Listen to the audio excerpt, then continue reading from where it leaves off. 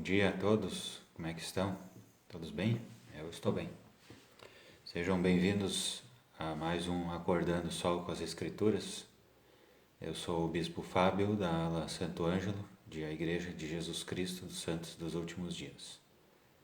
Hoje eu vou compartilhar breves ponderações sobre o capítulo 22 de 1º Nef. Gostaria primeiramente de perguntar se cada um de vocês já fez a sua oração para iniciar o seu dia. Aconselho também a cada um fazer a sua leitura individual desse capítulo 1º Nef 22. Hoje é dia 13 de abril de 2022.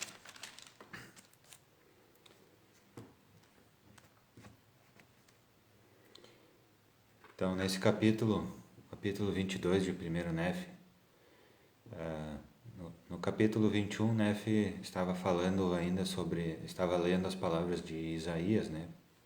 Para seus irmãos, para o seu pai, sua mãe, e as suas cunhadas, né? E também Zorã, sua família.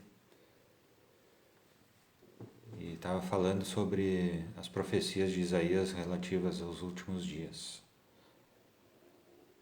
Os irmãos de Nef, então, perguntaram para ele, ali no versículo 1, o que significam estas coisas que haveis lido? Deverão ser compreendidas conforme as coisas espirituais que acontecem segundo o Espírito e não a carne? E daí no 2 ele fala o seguinte, no 2 e no 3. Pelo Espírito são reveladas aos profetas todas as coisas que acontecerão aos filhos dos homens segundo a carne. Portanto, as coisas que li são relativas tanto às coisas terrenas como às espirituais.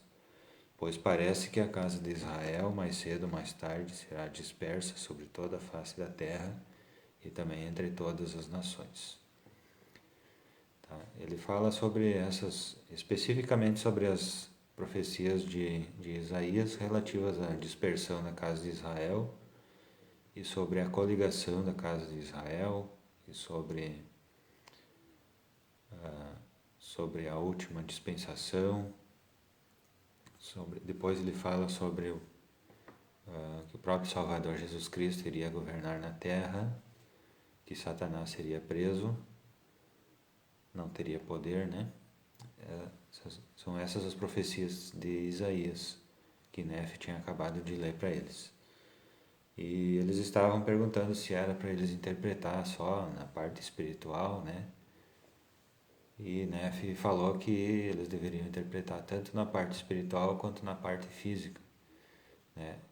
Que todas as profecias que são reveladas aos profetas, né? Ao profeta, elas servem tanto para coisas espirituais quanto para coisas físicas, né? Então tudo que o profeta disser, ele tem significado espiritual e significado físico, porque o Senhor dá a conhecer a ele as coisas futuras, né? Então, mesmo tanto para Isaías, quanto para Nef, quanto para o profeta atual, quanto para Moisés e todos os profetas, né? O Senhor dá a conhecer coisas futuras, né? Então nós devemos interpretar as coisas que eles falam, né? Que são escrituras, né? Tanto espiritual quanto fisicamente, né?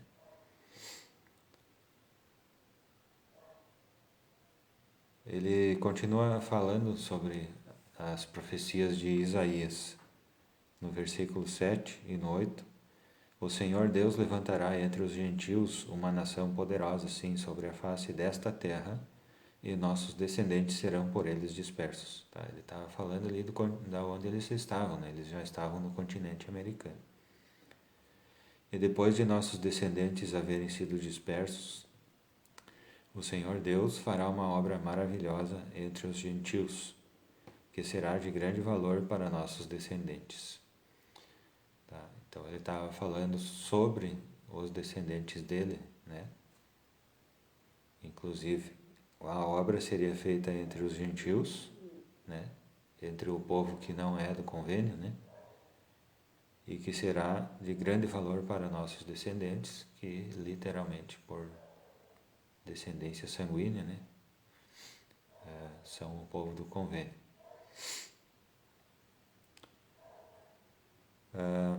Ele fala no fim do versículo 9, porque dará a conhecer os convênios do Pai dos céus com Abraão, quando disse, em tua semente serão benditas todas as famílias da terra. Tá? Então esses convênios quer dizer que esses convênios são para todas as famílias da terra, e não só para aqueles descendentes literais. Tá? Então, eu acredito que seja um dos propósitos dessa dispersão da casa de Israel é isso, né? Fazer com que todas as pessoas tenham acesso aos convênios. Então a obra grande e maravilhosa, que é a restauração, ela foi iniciada entre os gentios, né? entre pessoas que não são do convênio, né? Que não nasceram no convênio, né? Para que beneficie todas as pessoas da terra, todas as famílias da terra, sem exceção. Não só os que nascem no convênio, né? Mas que seja disponível para todas as pessoas que queiram fazer. Nos versículos 10 e 11, e agora, meus irmãos, quero que saibais que todas as famílias da terra não poderão ser abençoadas, a menos que ele desnude o braço aos olhos das nações. O Senhor Deus, portanto, desnudará o braço aos olhos de todas as nações, ao fazer chegar seus convênios e seu evangelho aos que são da casa de Israel. Tá? Então, desnudar o braço quer dizer, tipo, quando uma pessoa remanga a camisa, né? Quer dizer que o Senhor revelou essas coisas, né? Mesmo que não tenha revelado todas essas coisas, né? Ele desnudou o seu braço, né? Então, esses convênios, né? Eles são isso, quer dizer isso, né? Desnudou o braço aos olhos das nações, né? Quer dizer que essas coisas elas foram reveladas para nós, né? Em sua essência, né? Em sua verdade. Então, quando nós fazemos esses convênios, por exemplo, o batismo, né? Nós estamos fazendo algo que é verdadeiro, né? Algo que faz parte desse desnudar do braço, né? Então é algo que foi revelado nesses últimos dias, é algo que estava oculto, que foi revelado, né? Essas ordenanças, né? O sacerdócio, os convênios, a igreja de Jesus Cristo, elas foram reveladas e estão em plena atividade nesses dias. No versículo 23, ele fala também continua falando sobre as profecias de Isaías e fala sobre as igrejas de maneira geral. No 23, pois rapidamente chegará o tempo em que todas as igrejas que foram estabelecidas para obter riquezas e todas aquelas que foram estabelecidas para obter poder sobre a carne e as que foram estabelecidas para se tornarem populares aos olhos do mundo, e aquelas que procuram a concupiscência da carne e as coisas do mundo e praticam toda sorte de iniquidade. Sim, enfim, todas aquelas que pertencem ao reino do diabo são as que devem temer e tremer e estremecer. Estas são as que serão abatidas até o pó, estas são as que serão consumidas como restolho, e isto de acordo com a palavra do profeta. Então, pode ser, como foi falado anteriormente, né, elas devem ser interpretadas tanto de maneira física quanto espiritual, né, essas profecias. Então, mesmo tanto as igrejas de forma física, né, aquelas que foram estabelecidas de forma física e para obter riquezas, e para obter poder sobre a carne, quer dizer, dominar pessoas, né? E as que foram estabelecidas para se tornarem populares aos olhos do mundo, as que procuram concupiscência da carne, as coisas do mundo, praticam toda sorte de iniquidade. Essas são as que pertencem ao reino do diabo e serão consumidas como restolho. Não sei se vocês sabem, quando você faz uma limpeza num terreno, né? Você junta num canto lá. Nem todo mundo faz, mas é a alegoria que foi utilizada aqui, consumidas como restolho. Então toda aquela palha, aqueles galhos, né? Você junta lá no canto, você deixa lá secar, né? E uma hora lá você vai botar fogo para fazer a limpeza, né? Então assim que vão ser consumidas essas igrejas, né? Então pode ser também interpretada como quando a pessoa em seu interior estabelece uma igreja, né? Em seu coração, quando ela procura as riquezas, né? Quando ela procura poder sobre a carne, quando ela procura se tornar popular, usa a palavra, né? Usa a palavra do Senhor para obter riqueza, para obter poder sobre a carne, para ser popular aos olhos do mundo, usa a palavra do Senhor para procurar concupiscência da carne, coisas do mundo, praticar toda sorte de iniquidade, né? Ela está pertencendo ao reino do diabo, né? Então que nós possamos pensar nisso, fazer uma autoanálise a respeito dessa escritura. E no 26 também ele continua falando sobre as profecias, né? E por causa da retidão de seu povo, Satanás não tem poder, portanto não pode ser solto pelo espaço de muitos anos, pois não tem poder sobre o coração do povo, porque vivem em retidão e o Santo de Israel reina. Então, tanto para coisas físicas como para espirituais. Tá? Então vai chegar um tempo em que Satanás não terá poder sobre o povo do Senhor. Tamanha vai ser a retidão do povo. Então, que nós possamos pensar também e procurar nos esforçar nesse sentido, né, de ser retos. E assim Satanás, ao ponto de Satanás não ter poder sobre o nosso coração. Muitas pessoas usam a palavra, né? Isso é impossível aqui na Terra, né?